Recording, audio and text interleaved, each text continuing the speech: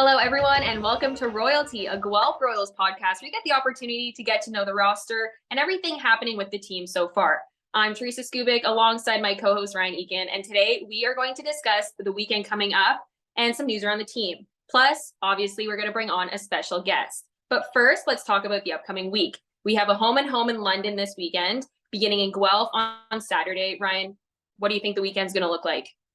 Yeah, it's a big weekend. You look at the standings right now in the IBL, and London's one spot behind Guelph. So if you're Guelph, if you take both those games this weekend, you're going to be looking at perhaps definitely finishing inside the top six to close out the regular season. But if you split these two games, if you lose both games, it's going to get quite interesting down the stretch because London is right on their heels for sixth place, and sixth and seventh place makes a bit of a difference right now because you look at the top teams right now, you want to avoid maybe facing a team like the Bay Cats or facing a team like Welland. So you want to just finish as high as possible, and to do that, it's going to be a big weekend against London because you want to take both games if you can. Absolutely. But if there's any team that can do it, obviously it's Guelph. So I'm not too worried. But we had a couple big signings the last time we had a podcast. Ryan, do you want to fill the fans in on the big signings that we made? Yeah, the biggest one was Malik Collymore. No question about that. The former St. Louis prospect who also was a superstar with the Ottawa Champions in the Independent Baseball League. He's one of the better players in this league. He was the first team All-Star at the third base position last season. He's the fastest guy in the league, has power, plays third base, can play the outfield, one of the best players in this league. And then you add Darren Shred, who was acquired from the Bay Cats in a trade a couple of years back. It was the first move that Dino Ramel made when he was the manager of Guelph a couple seasons ago prior to the pandemic. Shreds has had some health issues, but now that he's healthy, he's looking forward to a big stretch run. As Dino said in the press release, his life has been pretty exciting recently. He's been engaged and all that, so he's definitely been busy. But now he's found time to rejoin Guelph for the playoff run, and he's going to be a big addition to the bullpen, to say the least. Because if you go back to when the Bay Cats won that championship in 2019, he was a massive part of that bullpen. So Dino Ramel's hoping that he's going to be the same important piece this season for Guelph.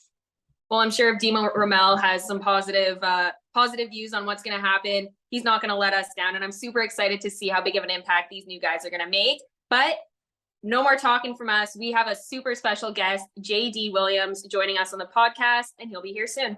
Hey, JD, welcome to Royalty. We're super excited to have you today. And Ryan, why don't you break down how big of a deal he really is?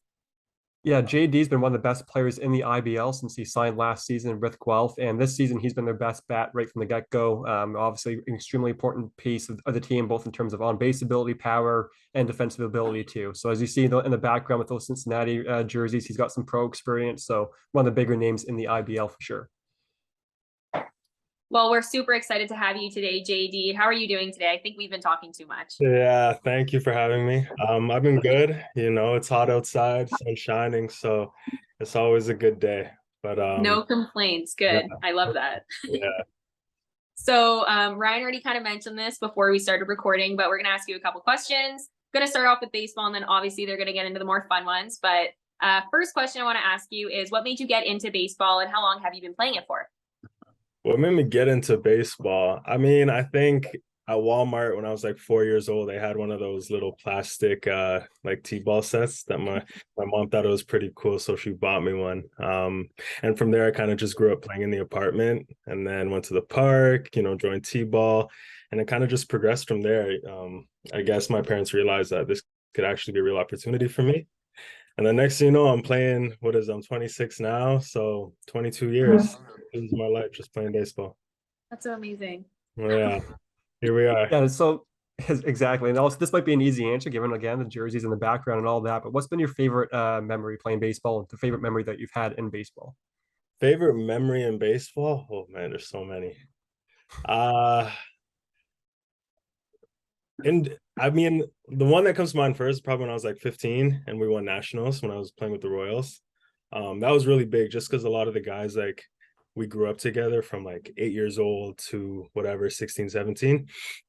And so to actually win together such a big tournament and be together and experience that with the guys, like that was amazing. Like I'll never forget that feeling, just jumping, happy, champagne. But I mean, we're underage, so it's like the fake champagne.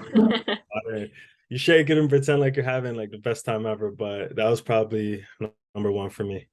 That's so amazing. I love stories like that when like your team becomes your family. I sound like Dominic Toretto, but it's super important when it turns into things like that. But like I mentioned, we're going to veer away from baseball a little bit and really get to know you. So If you could eat one food for the rest of your life, what would it be and why? One food for the rest of my life. Um, you know what? It's gonna be a burrito from Chipotle because you could put everything all in one, and it's healthy. So I feel like if I could eat that forever, I won't gain weight, and I'll always be full. So I mean, like it's a win-win situation. And Chipotle, like it always tastes the same. It's always gonna be good. You can't mess it up. So definitely that. That's actually Checks true. I've off all never the thought of it boxes. like that. That's Yeah. true. Yeah. If you were singing karaoke, what would be the go-to song that you would pick? Singing karaoke. Yeah, that's crazy because I was just there like a month ago. The go-to song, probably like All Because of You by Neo. Like in grade 4, that was the heartbreak song, man. That would play on the radio and everybody would be singing that. Hearts out, screaming, singing it to their girl, whatever the case may be. That's one of my all-time favorites.